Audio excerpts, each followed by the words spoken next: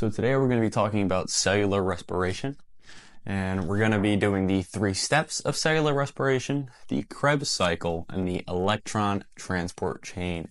Now the big thing with this video is we're going to be really dissecting the Krebs cycle and the electron transport chain. We're going to show some diagrams, do some models, and really break those down and simplify them as much as possible because they can definitely be overcomplicated. But first thing before anything is we're going to get into what is cellular respiration. So what is cellular respiration? A common thing for students and what they do is we're going to confuse respiration and cellular respiration. 2 different things, right? So these, right, they are not equal. They're 2 different things. Respiration is a gas exchange of oxygen and carbon dioxide. That's when we breathe. We're breathing in and out. You know, I'm doing right now. That's respiration. Cellular respiration happens on a cellular level. It's going to take place in the mitochondria. And however, you're probably thinking, well, bacteria don't have mitochondria, right? There are some life forms that without mitochondria, yes, they still perform cellular respiration, and they can do so through their membrane, but that is a whole other thing. So in cellular respiration in heterotrophs is the breaking down of glucose to produce ATP. And that's really just on the surface level, the basis of it. And where do we get this glucose from? Well, that glucose is going to come from the food that we eat. So, you know, we're eating, you might have some pasta last night, whatever it is. We got to get that glucose, and this is all going to happen through cellular respiration. So we can break cellular respiration down into aerobic respiration and anaerobic respiration, 2 different things, right? So, but the biggest part, the first thing we're going to focus on is aerobic respiration, which right here requires oxygen. Very important. Requires oxygen. So that's what's going to separate aerobic and anaerobic respiration. Aerobic respiration requires oxygen, and that is the biggest difference. Okay? So breaking down glucose to produce ATP in the presence of oxygen. So same thing as the definition of cellular respiration, and CO2 is released as a waste product. So we're going to get into the formula next of aerobic respiration, but if you know you're taking a test and you're having trouble remembering the formula, carbon dioxide is released, right, as a waste product. That's it. That's one of the biggest things when you're remembering this formula that I'm about to show you. And if you're taking a test and someone asks, well, what's an example of aerobic respiration? Think of any activity that needs oxygen, right? What physical activity do you know that needs oxygen? So the best example is the difference between running a marathon and sprinting. When you're running a marathon, you're actively engaging in aerobic respiration. Okay, and when you're sprinting, you are actively engaging in anaerobic respiration due to the lack of oxygen. So for aerobic respiration, this is going to be the formula. And we want to have a fine line right here, right? A fine line of these are the inputs and these are the outputs. In other words, this is what's going in and this is what you're getting. So we have, I know we have like a lot of numbers and letters, whatever, but glucose plus oxygen will yield carbon dioxide, water, and this is the big thing right here, we're getting ATP, the biggest thing. ATP is the result. So if you know about photosynthesis and the formula for photosynthesis, this is the exact opposite of that, the exact opposite of photosynthesis. And as you can see, this is just breaking up into this, right? It's being simplified almost. So that's really what it is. It's almost just a simplification. So, right, we have the H is over here now, we have the O is here, the 6 is here. So, as you can see, a lot of the pieces are just coming to this side. But we have glucose with a little bit of oxygen, and we're going to get carbon dioxide, that water, and we're getting that energy, the ATP. So, mitochondria, the powerhouse of the cell, this is where cellular respiration takes place, so it helps to know parts of the mitochondria. So, the outer membrane is highly permeable due to its large pores, but the inner membrane is more selective. So that's kind of the difference between the inner membrane and the outer membrane. And as you can see, it has its own DNA, right? So the mitochondria are said to be bacteria that evolved. So they're not parasites in our body. It's a symbiotic relationship, but they reproduce through binary fission, and that is due to their evolution in our body. So they've reproduced through binary fission, and you can see we have the cristae, which are the folds in the inner membrane, and these are kind of the real important things. These cristae, the matrix, which is that inner space, the space between the two inner membranes here. So now we're going to talk about the 3 steps of cellular respiration, and we're going to get into those and really break them down. Now, these are the steps of cellular respiration. So for right now, we're just going to be focused on the first step and the second step. Now, I know this all looks very intimidating. This is a very complex diagram, but I'm going to walk you through every line, and we're going to go through this together. So the third step is the electron transport chain, but if we're going to do that, we're just going to cover these first 2 steps first. So the first step here is glycolysis, which we went over. And glycolysis now, this is the mitochondria, right? This is taking place outside the mitochondria. So where's it taking place? It's taking place in the cytoplasm, okay? So we have this 6-carbon glucose. Right? This is very important. How many carbons? 6 carbon. Now we have 3 carbons, right? So we have the 6-carbon glucose. Glycolysis is going to take place in the cytoplasm. It's going to break up into pyruvate here. And we're going to get 3 carbons, right? So now we just kind of cut this 6 carbon in half, and now we have 3 and 3. And that's your first step of glycolysis. You're taking this glucose, and we're getting 6 carbon down to 3 carbon each for pyruvate, right? And that's going to yield 2 ATP. So for each molecule of glucose, we will yield 2 ATP down here. Okay, so this pyruvate is going to diffuse into the mitochondria, okay, and it's going to diffuse into pyruvate dehydrogenase complex, which is a huge word. It sounds super complicated, but the only thing that is important to know here is that you're getting this acetyl CoA, which is going to the Krebs cycle. The Krebs cycle is like, this is all super scary, but the pyruvate dehydrogenase complex, just remember, we're getting that acetyl CoA.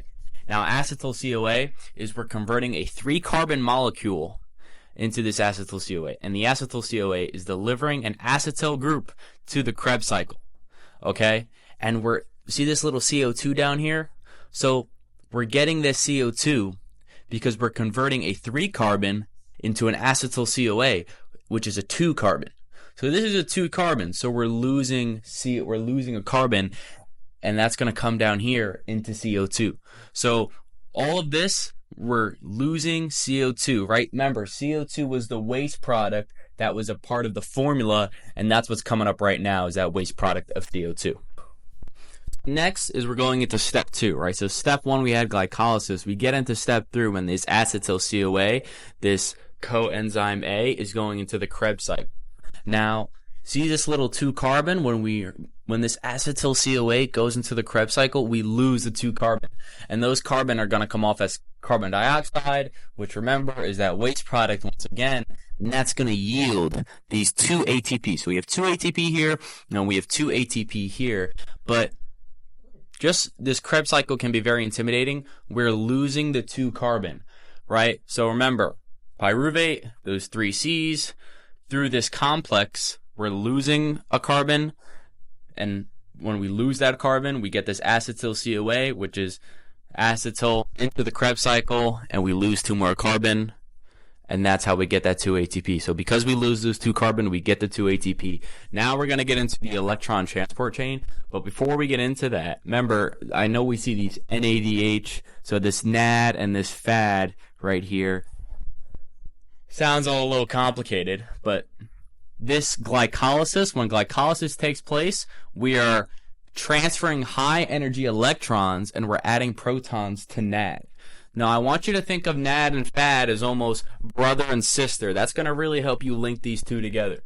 So NAD is the brother, FAD is the sister. They're brother and sister right here. And in glycolysis, we transfer these high energy electrons and we add protons to NAD. And after the Krebs cycle, we do the same thing to FAD. We're transferring energy, right? So glycolysis, we're transferring energy to NAD. And after the Krebs cycle, which is step 2, we're transferring energy to FAD.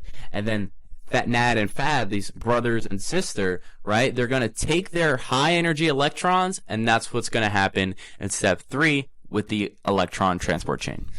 So now we have the third step of cellular respiration, and we will be yielding 32 ATP in the third step. That is a very important thing. So the first and second step, we get 2 ATP, and now we get the 32 ATP in the third step. And the third step is all surrounding this electron transport chain, as you can see here.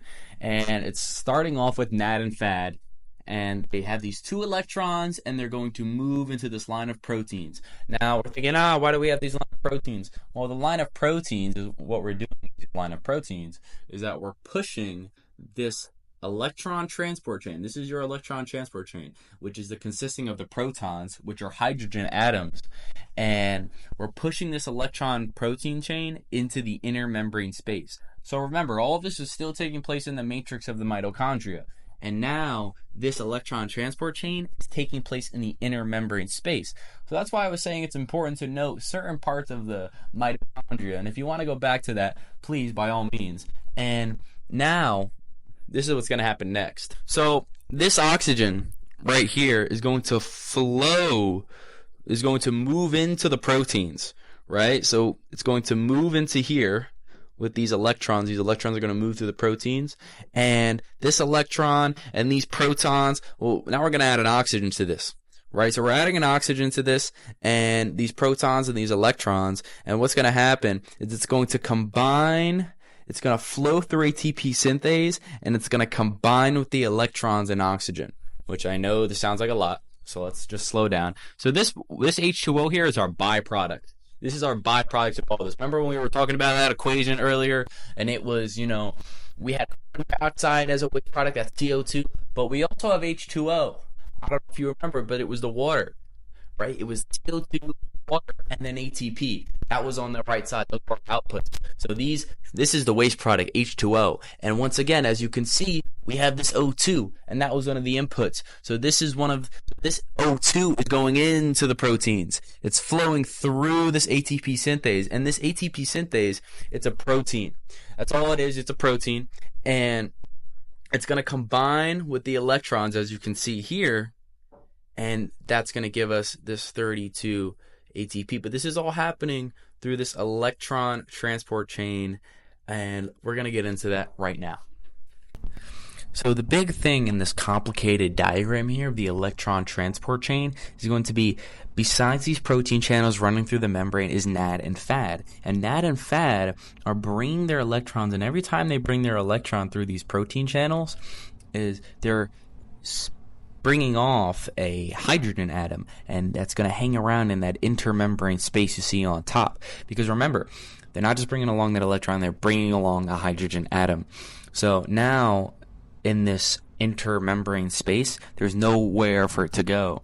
So we're making all that ATP through the hydrogen atoms on top, right? So there's this intermembrane space in the mitochondria. Where is it going to go? It's going to go through this ATP synthesis channel, and it's going to come down, all the way down, and that's how we're going to get those 32 ATP, and that's through the ADP connecting with that phosphorus down there. As you can see, it's what the P is for. It's going to be that phosphorus with the hydrogen, and that's going to give us the 32 ATP, and in total it's going to leave us with 36 ATP for all of cellular respiration. So this is anaerobic respiration, and in anaerobic respiration, this is cellular respiration but without oxygen. So this is what I was talking about earlier, and everything we just went through was aerobic respiration, and now we're going to get into anaerobic respiration. So the main difference here visually, when someone asks me for an example, I always say marathon runner and a sprinter. Marathon runner and a sprinter. A sprinter is running with no oxygen, right? They're breathing hard, trying to get that oxygen into the muscles, and what they're building is lactate. It's the lactate acid. So this is lactic acid fermentation. They're building lactic acid throughout their muscles. And, well, why is this happening? Well, let's see. Let's get into it. So the process is starting with glycolysis as normal. And what's going to happen is this 6-carbon sugar is broken down into these 2 molecules of pyruvate, which we said were 3-carbon compounds. And now this NADH is going to be reduced to, this NAD plus is going to be reduced to this NADH, NAD, as we said earlier, and it's going to accept the electrons from the glucose. But now the issue is for this to accept more electrons during the breakdown of glucose through glycolysis, if oxygen's not available, which is the anaerobic condition here, then the NAD cannot be reoxidized to NAD+. and that electron transport chain is totally thrown out of whack. So I'm trying to make sure I'm not in the frame so you guys get the whole picture here. But now we need to solve this. So this is what's so fascinating about the human body is we create a solution for everything. So a solution to the no oxygen and pulling ATP out is this lactic acid fermentation. Now, an important thing here is this can be done repeatedly, right? Lactic acid fermentation can be done again and again and again multiple times, but every time we do it, we're getting only 2 ATP. So that's what makes it inferior to something like aerobic respiration, where you're getting a total of 36 ATP from each of those 3 steps. So this is only 2 ATP. We're doing it over and over and over again. Basically, to simplify this all is, right, this glycolysis, we're getting to this pyruvate, but now we're making lactic acid in the presence of no oxygen. So in the presence of no oxygen, we make lactate. And what's good about this lactate is that now this will accept the electrons, right? So now, because this is accepting the electrons, it allows us to get back this NAD+. And with this NAD+, we can yield this 2 ATP, and this can go over and over and over again. Do this. Go subscribe. We have a TikTok channel up now too. We post daily YouTube shorts, daily TikToks, giving you science fun facts and the best content. Watch out for another video soon. Drop down in the comments if you have any questions, concerns, or stuff you want to know. Keep learning.